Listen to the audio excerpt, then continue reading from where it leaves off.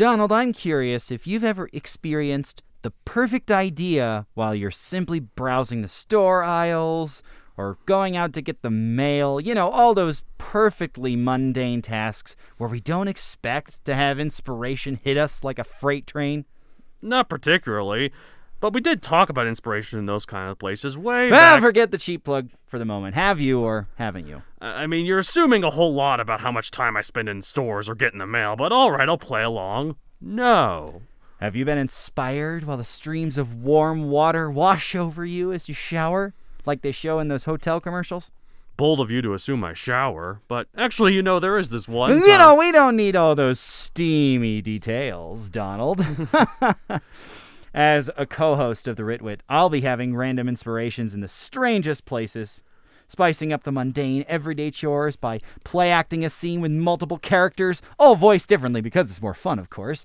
But the worst part about those sudden strikes of inspiration, what is it, Donald? I suppose you mean not having anywhere to type them out? Exactly right! Those pesky times when I can't record the chorus lyric I know I want to keep, so I end up rewording it like 17 different ways.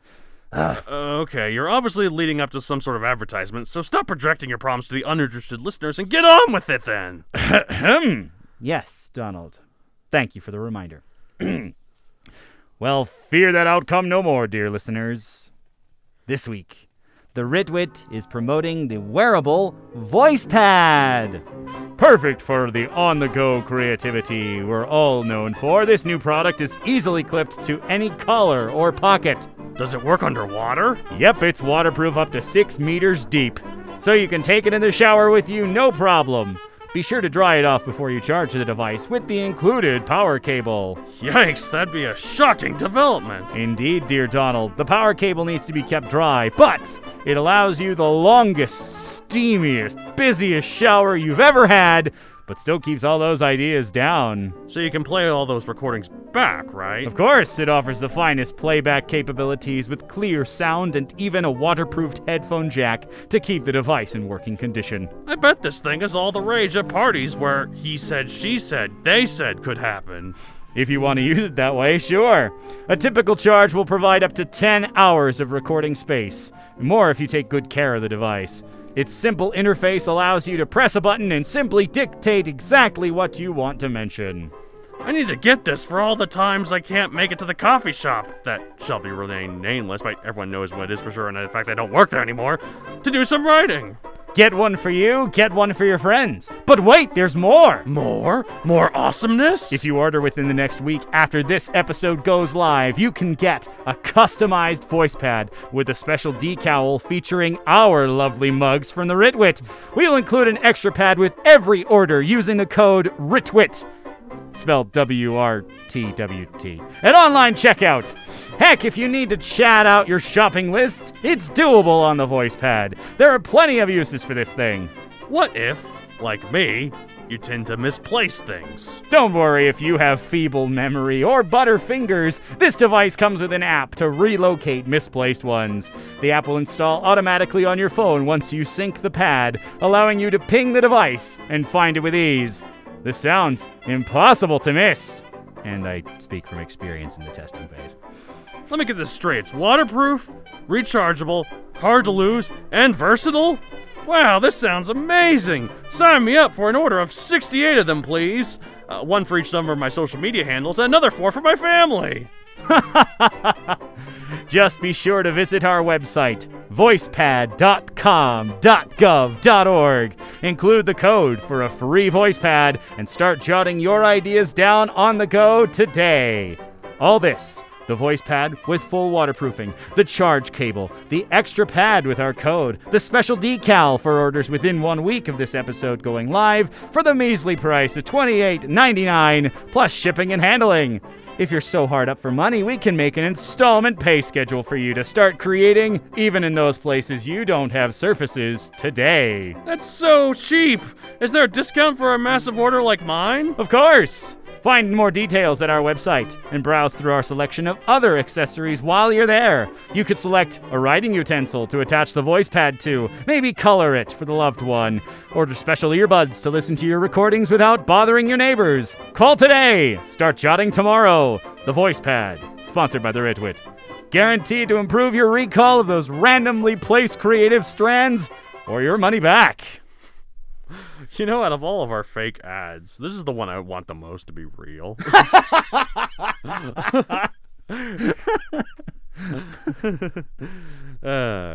Welcome, fellow nerds, to another episode of The Ritwit, the show more interested in the hows of writing than the whys, the God whys than the oh God, why do we do this whys. Ain't that the truth? I'm more interested in that anyway. How do we do it? Or do we manage it is probably the better question. Why do we do it? That could fill a whole Bible's worth of stuff. Or alternatively, just a small picture book. And speaking of which, but not quite yet. Not quite yet. Okay. Welcome back, listeners. We're here with a brand new set for you. As you can tell from the title, we'll get to it in a second. Before we do that, though... Yep, time for our usual segment. What will we rip off from this month? And I'm first this month, so yay! Go for it. That's how it should always be. Anyway. Oh? Yeah. I mean, who pays for this studio? No, it's fine. We can flip it back and forth. And I feel you do pay for the studio. I can't deny that. Okay, that is true. That is one of the things we cannot deny. So, one of the few things. Anyways, the fact that we're better than you, yeah, we can probably deny that. But anyways, in preparation for one of my most anticipated movies of the year, Godzilla vs. Kong. Ah, yes. I finally got HBO Max after thinking about getting it for a while. I signed up a couple weeks ago and finally watched that big monster movie when it premiered last week, and it was amazing and awesome and bonkers and everything I wanted it to be. Oh, really? I thought you wanted Kong to win. How do you know he doesn't win? Have you seen it? No. I've heard from a lot of people who have, though. I think it makes sense. It was sorry that this guy spoiled Godzilla vs. Kong for you. I just remember you were going on so much about you were Team Kong. I was, but it's still, I mean, okay, to spoil it further, he does beat the final bad guy. Kong does. Which I guess we're spoiling not it. Godzilla. It's Mecha Godzilla. Ah, yeah, that makes all the sense in the world. So yeah, like it's actually kind of a cool triangle because at first Godzilla and Kong they fight, and then both times it's a stalemate, except for at the end of the second fight when Godzilla decides he has enough of this crap and starts charging towards Kong. I would say that doesn't qualify as a stalemate, but yeah. The second one almost is a stalemate. Like Kong lands some pretty good hits until Godzilla's like, okay, I'm done with this. Enough, and he just destroys him, and like But then Godzilla just roars in his face like, know your place, and then just charges off, and then Mechagodzilla comes in and then starts destroying Godzilla. So, and then Kong manages to get better enough to save Godzilla from it, and then Kong kills Mechagodzilla. So it's a nice triangle. There you go. Rock, paper, scissors relationship. Yeah. Right.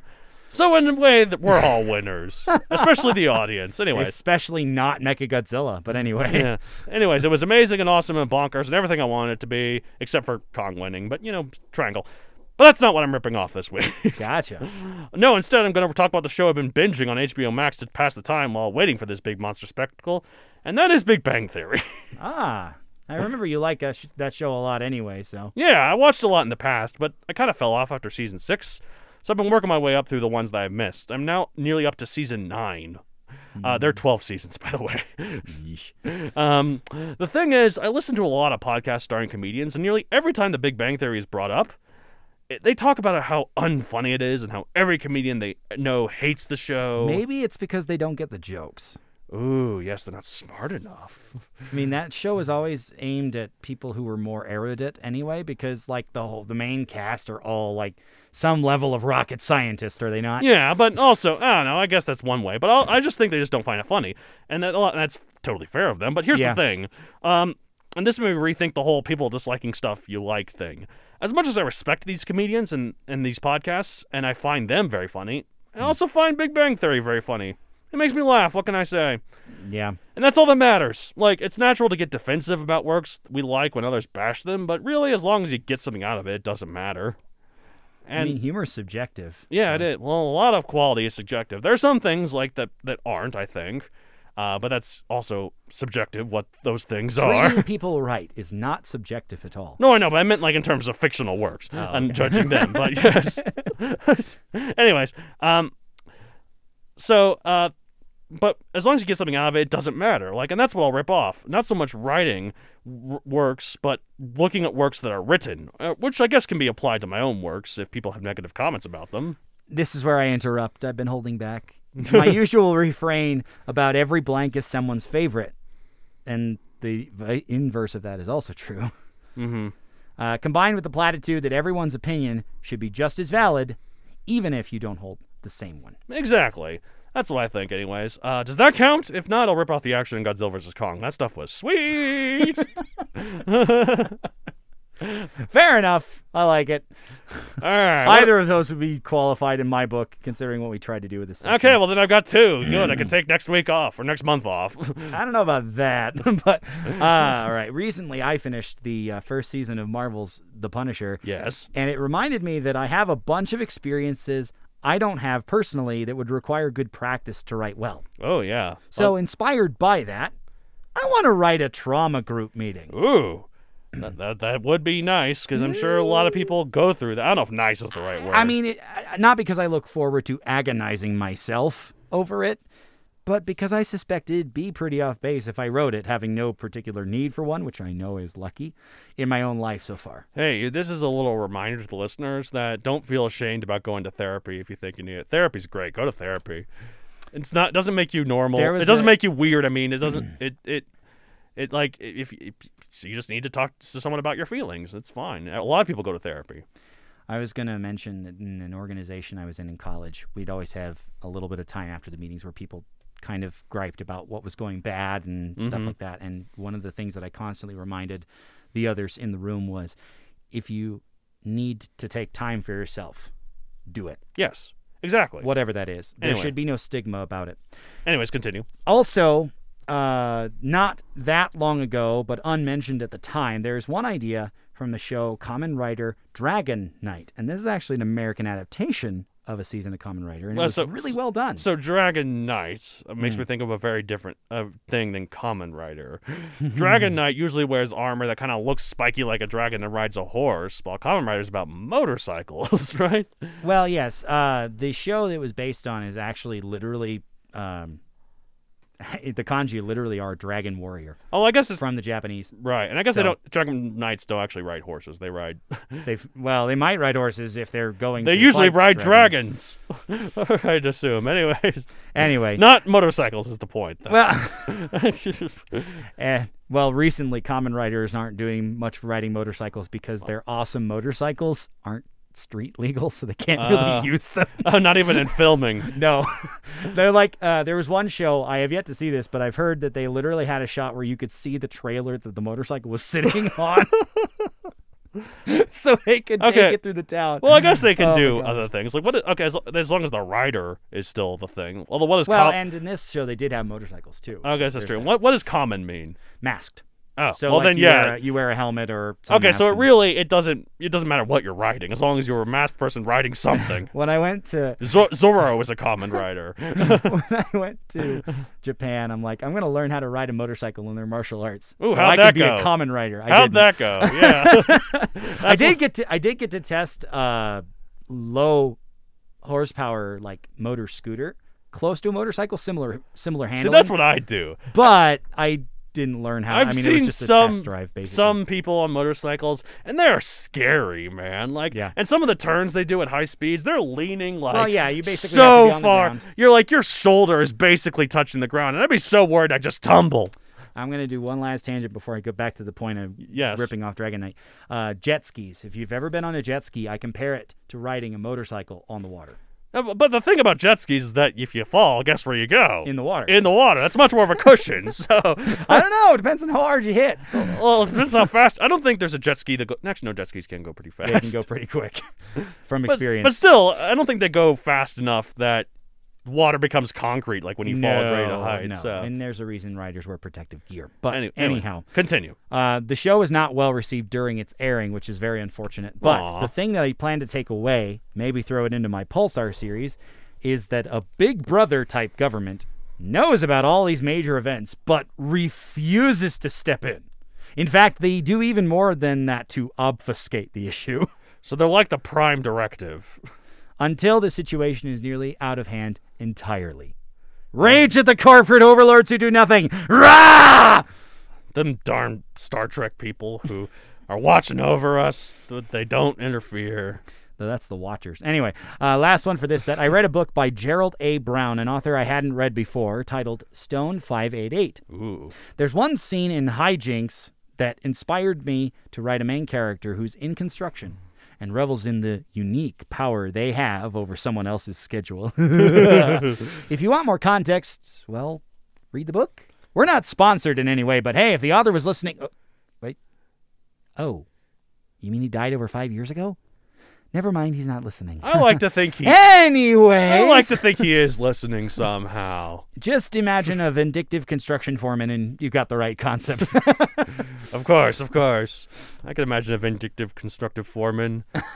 I could do it all right. Well, yeah. Bob the Builder has an arch nemesis. It is worth mentioning that the scene in question, they are not actually doing construction. It's a front for something else. Okay. But yeah, so Bob the Builder's arch nemesis does something else. So speaking of Bob the Builder... Hey, it's made for kids. Yes! And speaking of which... Our age demographic set that we have just started. In this set, we're going to talk about writing for various age demographics. Yes. And the differences in writing each one. So going up in age from infancy to until we reach the primes of one's life. Which is older than 18, but less than 30, right? Yeah, I kid, mostly. Yeah, you're just mad because you're getting 30 this year. I'm so close. A couple months away. Yikes. Anyway, I'm going to be 29 in 13 months. That's what 29 in 13 months? No, I'm going to be 29 and 13 months. Oh. I'm not going to be 30. You're going to be 29 and holding? Okay. Yeah. I'm going to be 29 forever 29. 29. When you get to 29 and 29 months, you're in trouble. But anyway, first up is writing for children. As I said, infancy. Yes. Anything from picture books to short chapter books to Dr. Seuss-esque poems that force rhyme, because why not? How about, our usual, a very well-worn question, a brief summary of the benefits and detriments of writing for this demographic. Donald, you go first. I know that we always use these benefits and detriments this way, but I think it's because we have a lot to say. So now we go on this wonderful quest to see which type of demographic is the best. Thank you. Golf claps. Thanks, Seuss. Anyway. I wrote a whole paper in college once in rhyme for some reason. I got an A on it. Well, I mean, rhyme itself is not hard. You don't, depending on how well you use words, you don't even need to finagle rhymes or do slant or anything if you plan enough. Yeah, anyways, that's what I did plan. Okay, so... Sure. Somehow I got an A on it. Anyways, you get to really use your imagination in these kind of books and tell stories that are bright and colorful. You don't have to be bogged down by worrying about cliches or the complexities of a highly developed narrative, which means you can just first and foremost focus on making kids happy. Plus, you get to aid in the development of young child minds, which is always nice, since you can use that to brainwash them to your cause. Help them grow and mature. Yeah, that one's better. Yeah, that's what I meant. As for the detriments, you can't really get too complicated. Like, kids can handle some pretty out there stuff. I mean, heck, look at the Bionicle chapter books. Mm-hmm. Like, all of them, no matter how dark they get, are aimed at this demographic. Fair. But you can't really go all out. Mm-hmm. There are certain things that just aren't suitable to them, nor should they be. And also, this is kind of shallow, but I love the idea of writing giant door-stopping novels. And there's usually a strict word count limit in this demographic. So, shame. What about you? Well, Donald did a wonderful job covering things. So, thanks. To attempt not infringing on everything he already mentioned, here are a couple of things that come to my mind. At the risk of oversimplification, with picture books, the Cliff's Notes version of the plot is practically the whole thing. So there's not really too much need to go deeper. True. that relieves you of some pressure to have accurate physics. Yes. Terribly realistic logic streams, unless they are kind of tied to the moral of the book. Right. The brass tacks that tend to make, say, other books or nonfiction kind of boring. But there's a very narrow window of things you can write for this group without enraging some parents, so it also limits how far you can stray. Well, some things you kind of need to enrage the parents just to make just to make it go forward. There was this. I remember in the early 2000s there was this picture book called "And Tango Makes Three." I don't know if you've heard of this. This is I can kind of guess from the title what they're talking about. It's about penguins. Oh, okay. Never mind. Two male penguins who have a kid. Because actually there are some cases in penguins in real life where the female, I think they lay either an additional egg and then two males take it. Homosexuality is a thing in a lot of different species too. It's not just humans. So naturally, just imagine how parents would feel about reading seahorse stuffs. Ugh. Mostly joking on that count, but the point is, like, so of course there were all those. They were like, yeah, my kid, think of the children, and it got banned for a lot of places. But it made it a lot more notable, and it got more kids to read. Because often banning books does nothing. It actually makes them more popular. Well, that's the thing, because they become the unattainable, the taboo, and everybody's like, why? Oh, I gotta see this. Yeah, there's a lot of libraries I see that specifically sell banned books. Well, not sell. Well, I at guess. one point or other, they were banned, probably. I don't know if they come back into circulation for any reason or whatever. Yeah, but anyways, so that's one of the things. But that's kind of why I bring it up. So sometimes you if it's like a social message that and still kind of frowned upon by some people, we need to push past that. Well, and something else that you mentioned is molding minds. I mean, this is when children are the most impressionable readers you'll have. And so this is a good time to give them strong foundations. It's also a time to give them ideas that they can then take and, improve their generation. Right. Compared to ours. Because, we're, a lot of the bigotry and other stuff, it's not innate, it's taught. Right. So it's not born, it's bred. Is the way I've heard that. Yes. Anyhow, the need for a byline is stronger in children's fiction. Why this story matters in the oversaturated market of books aimed at young kids. So these stories become pointed commentary about learning this good habit, or maybe unlearning a bad one, teaching a lesson fit for Sunday school, or a 15-minute bedtime reading session. That is true. A lot of this, I guess we'll get into length, but so remind me to bring up something about that when we get there. But so I guess how complex can the themes be? Well, I mean, is there any way to quote unquote dumb these books down while still respecting your audience? I mean, you can't go too complex, right? Right, but you still got to teach them some stuff. I think kids can handle more than some adults think. Go to the children's section of a bookstore, or in modern times, the children's book filter on Amazon. Hey, Maker's Oak's available there. You can buy it on Amazon.com.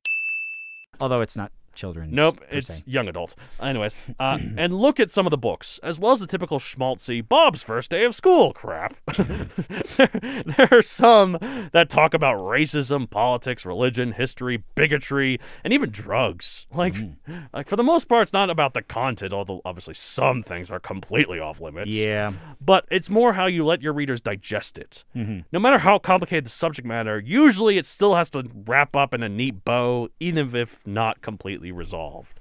You gotta simplify some things to make it easier for the audience to understand, but simplifying is different than dumbing down, I think. Children aren't stupid. Their minds are just developing. I do want to point out that these books are usually made for kids, but by association, the parents are also in the audience. Yes. I mean, if you talk about a G-rated movie, they're not going to let their children go to the theaters by themselves. Right. That's true. Although some of them might. Even if they don't need parental supervision, they're not probably going to send the child by themselves unless they're with a group, and there's going to be some chaperone. Right. And so sometimes these books don't need to be deep, but they also can include something for the parents that the kids won't appreciate. Right. Well, it's have you seen Zootopia? I have not, but I've heard It's very good, but as well as it being just about these fun animals, being like humans and whatever, it's also a huge allegory about racism. And at the end, they had to come up with a villain at the end for them to beat, while still keeping the message hopeful, but not solving racism, because you can't do that. Like, not immediately. Like, no way. not immediately. You can't so they had to come up with some sort of way to make the ending like a win, a victory, without completely, like, you know, just saying, oh yeah, this is easy, we can solve it. No, it's like we all need to put in the effort. So, well, okay, if we all work together, it should be easier. yes. But I'm gonna go ahead and wonder if Donald allows me to go in a soapbox. I'd assume for time's sake the answer is no. So, how about like a soap little ring case, you know, like those little cases where you have rings in? A soap dispenser, okay. Yes. I'll keep it short. Various cultures have different expectations for their children. The tokusatsu shows that I endorse so strongly are aimed at kids in Japan, whereas any adaptation usually has to alter some things to appeal to different parents and various parenting styles in the States, presumably other countries as well. Right. An example from a show dear to my childhood, the Yu-Gi-Oh! Anime. Ah, yes. Originally, in the Japanese version, talks about high-stakes duels that will literally kill the loser. Yeah. I'll just let you swallow that for a second. Of course that doesn't fly in North America, where they changed it to exile to the Shadow Realm as a strange euphemism for it instead. And sometimes it's inconsistent. Like some kids stuff doesn't allow the word kill or dead or anything, but some of it does. Like The Lion King has Mufasa's death, and they say death and dead and the king is dead and other sort of stuff. But that's PG. Well, no, the original one was G. Oh, okay. However, in Big Hero 6, which is PG... Well, and the rating scale has changed, too. Yeah, but, like, I guess that's true. But also, they don't say Tadashi is dead. They always say, when he has this big outburst at the end, Tadashi is gone! Somewhere else. He's not coming back. Even though we saw his funeral. Yeah. He is dead. Like, sorry to ruin Big Hero 6. He is in a body bag. He is taking a dirt nap. He is a worm feast. Speaking of euphemisms, he has ceased to be. This is an X-person. As opposed to a Y person. I mean, he's male. He's an XY person. Anyway. Yeah, I mean, it's so...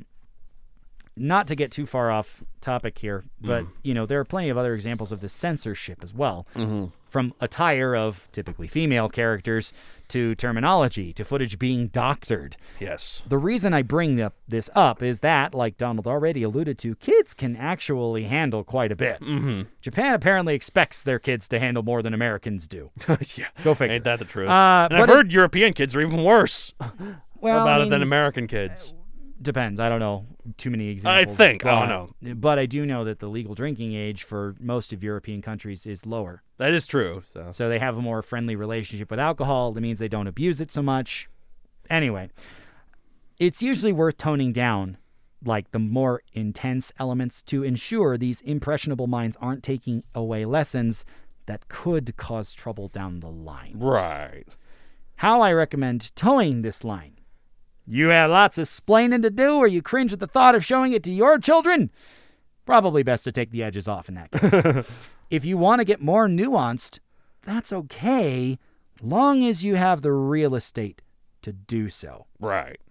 Now, maybe not real estate like length. We'll get to that, I think. But for now, the next question is, what other aspects of your typical writing style might change because you're aiming for a younger audience? Well, looking at children's books I like, such as the Bionicle Chapter books, I wish I had another. I guess I like Wayside School, but that's not really fit into this point. I really do think you can do more than you might think. Like, one thing to keep in mind, though, is the setting and the characters. Like, most of the time, kids like reading about kids. Mm-hmm. They relate to them better. However, if your characters are animals or biomechanical beings... Dinosaurs. Yeah, or Bionicle characters. They'll like them regardless of their age, because that type of character is inherently appealing. Like, who's the protagonist of Finding Nemo? Despite the title, it's not Nemo. It's Marlin. It's Marlin, the dad. Yeah. Who's the protagonist of Up? It's not the little kid. It's the old man. Although that's a human, so that doesn't count. Yeah, well... Yeah. So never mind. Okay, my point is muddled. Oh, that's Pixar, though. I think that works better in a movie, though, because if it was a book about an old man, I don't think the kids would get... I don't know why. Maybe not. Plus, the old man, you know, in visual meaning, he's just a perfect square. Well, and, you know, I think that a lot of writers struggle with, going back to childhood, thinking as a child. Yeah, see, inevitably like they're a little bit too mature. Yeah, like, see, that I have difficulty writing kid characters, so that's kind of one of the reasons why I appreciate that when writing children's books, to, like, Well, have such that you've written a ton of children's books, of course. some children's books. Anyway, more younger books, but Right. But younger aimed does not mean expressly kids. Well, we'll get into in later episodes. The ones I do like, so and that way I can write slightly older characters. Anyways, sorry, your turn. All right. Well, I definitely believe length. Despite my delusions of grandeur and many times over proof that I can spew words at an impressive rate, that doesn't guarantee kids will care long enough. That's true. The hook needs to snare them even quicker if it's longer than a single sit-down read length. Or else they will likely lose interest and migrate to something new for them in that moment. That's anyway. true. Tough concepts need to be addressed fairly and succinctly if you're including them. That's true. That's a big if. It is. Let the child take the information and do what they natively do, exploring more because of their curiosity. Kids are curious. That's a great thing about them. And unfortunately, we tend to lose that, but more on that in a couple except for the weeks, kids that grow up to become scientists. Well, I don't know about that. Anyway, the point being that the concepts probably... The concepts are going to be affected somewhat too. Uh-huh. But I mentioned that these kids won't really stay very long. No. Counting for attention spans, what's the maximum or minimum length a writer should shoot for when crafting this kind of story? Well, for picture books, as long as it's still a couple of pages, the minimum length doesn't exist, which I guess means it does exist. It's a couple of pages. Yeah. But Where the Wild Things Are is like 11 sentences, for crying out loud. But interspersed with a ton of art. Yes. As long as the story's entertaining and has good illustrations, like that does, kids will eat it up. Yep. However, for kids' chapter books, it's more variable, and depending on the exact age range you're targeting. I did some research. But yeah, so like the kids 7 to 8 are quite different from kids 9 to 12. And according to what I've researched, age 7 to 8 chapter books are usually around 1,000 to 10,000 words. While age 9 to 10 chapter books, also called junior fiction. 9 to 12. 9 to 12 chapter books, also called junior fiction, are about 10,000 to 20,000 words. Thanks for the research, Donald. Look at you taking this seriously. Whoa! Having grown up with a mother who read to us on a regular basis, watching my parents foster kids with a similar parenting style, not parental style, having read to children, for children and their mothers in a local library while in Japan, I believe that there's no maximum length to the whole project of a chapter book if the segments don't exceed a certain time. That's true. Picture books are easy to flip through and read, as Donald mentioned, the one legendary book that has only 11 sentences. But somehow got turned into a 100-minute movie. But the pictures will add time. Yeah. Because the audience, and a read-aloud narrator, should appreciate the art. You can't just skip to the next sentence. No, you have to show them the art because we need to appreciate that stuff. If one segment or whole book takes longer to read than 10 to 15 minutes, expect some wandering minds, eyes, extra interruptions. That's your cue to wrap it up quicker or move on entirely. Right. I think you bring up a good point that with picture books, it's not so much about word count as it is read length count. Yeah. Read duration.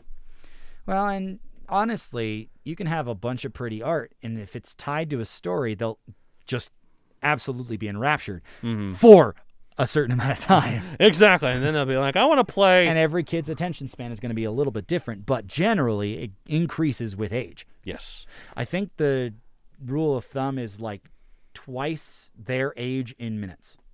Oh, yeah, that makes sense. Something like that. So there's that. Okay, that makes sense. I did mention earlier, by the way, the MPAA rating system. Another prominent rating system, particularly in this day and age with video games, is the ESRB. And all this is American stuff, by the way. Right. It's and different I'm sure for different other countries. will have their own. Yes, and I've heard. Yeah. But like to use examples that we are familiar with, this is going to be the G rating. The ones where parents could probably send their kid with a group to read the book without necessarily worrying about what's going to happen. Mm-hmm. Or, the E for everyone. Maybe it's even EC, which is apparently a defunct rating that meant early childhood. Well, it's because there's not enough children games out there anymore. Exactly Usually the why. ones that they do have are on the phone, which I guess still get rated by the ESRB. So I don't know, maybe not. To a certain point. I don't know how readily they can do that because of how many new apps keep coming out. Right. That are game content. Yeah, I get why they got rid of it though, because right, because making games expressly for this age group is kind of difficult. Yeah, rating systems aren't usually meant to shoo out people, like exclude people older than them. They're meant to exclude people younger than intended. So typically, yes. So yeah, EC doesn't make any sense for me. So there's one other thing that I think we'll probably have to talk about in all of these sets, and that's the question of how old one writer needs to be to write these best. Well, as long as you're with kids. I mean, as long as they're your own kids. Let me just say that. Yes, thanks. I think you can get the mindset of them. I think a lot of it is observing children around you, whether they're hopefully not creepily, whether they're hopefully your own or their friends or whatever. But I believe that the best time to write this kind of material is after you've started raising your children. I think that's a great time, yeah. Because unfortunately, we have a lot of preconceived notions about parenting, but we only really have one model. Yes, that is true, unfortunately. Well, in a family where things don't change, yes. So like no step parents, no adoption, whatever. Right. However, a lot of the things we might believe are altered when we see these things happening in our own homes with kids. That is true. So that's probably the best time for you to start writing this stuff. That doesn't mean you couldn't without having children. Right, yeah. I mean, you could relate to your nieces and nephews. Yeah, that's like I hang out with my nieces and nephews a lot. I don't plan on having children, so yeah. So I don't know. It's funny though if it would be best to do it when you have children. When that's also when you're the most busy.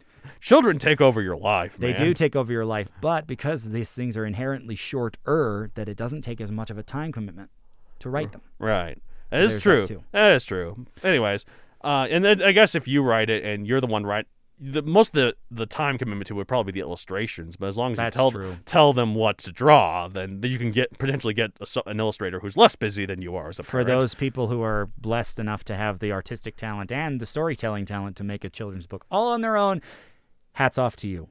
Most likely you're going to hand it to a different illustrator. I remember I'd see, when I first watched Reading Rainbow as a kid, I'd see written and illustrated by whatever, and then it would say read by, and I was like, at first I was really confused. I was like, that's not on the... me! That's me! Yeah, what? then I realized later, it's like, oh, the person who's narrating it, right? Yeah. Okay, and I'm like... Harry Potter read by Jim Dale. Those are the ones I grew up with. I've heard the ones by Stephen Fry are great, though. So I've heard, but I haven't listened to them. I love Stephen Fry's voice, man. It's like molasses, just warm molasses, just spilling out of his mouth. What can I say? I like voices for radio. But hey, we apparently have them, so... All right, well, that's it for this week. If you want to get in touch with us... also thank you to all our patrons so far, too. Absolutely. But if you want to get in touch with us, contact us at mattd@matthewdonalcreator.com for any general questions to either co-host. Mm-hmm. If you want to follow me on social media, follow me at Matthew Don Creator on Facebook, at MatthewDon64 on Twitter, and MatthewDon64 on Instagram. Why 64? Because that's the number of clowns that appeared in this horrible nightmare I had a long time ago. Oh, jeez. A goofy little clown car came up, and out came 64 clowns that proceeded to stomp around and giggle and honk their noses. Oh, it was the worst. I hated it. And I'm just remembering that you just bought 68 voice pads. Oh, God. Oh, that's right, I did. Deep-seated memory. Deep-seated indeed. Oh, my goodness. I can't. Hey, thanks for listening to us wherever you listen from. Apple Podcasts. If you leave us a rating and comment, we appreciate that'd be great. Leave us a rating wherever you would like, of course. Sign up for the Patreon if you want. Yeah, more information on that is patreon.com/Matthew Donald. Link should be in the description. One of these days, Matt David is going to get his own show going, and then he can give out his information and contact info. But hey, in the meantime, I can relay any question about Ritwit or maybe Paleobites. Maybe. Well. We'll see you next week. Thanks for listening to the Ritwit. I'm Matt Donald. And I'm Matt David. We twitted ourselves out about children's books. Next week, we'll be back with more slightly older content, I think. The way you looked at me when you said that was so creepy. Don't do that. Anyways, bye. Bye. The Read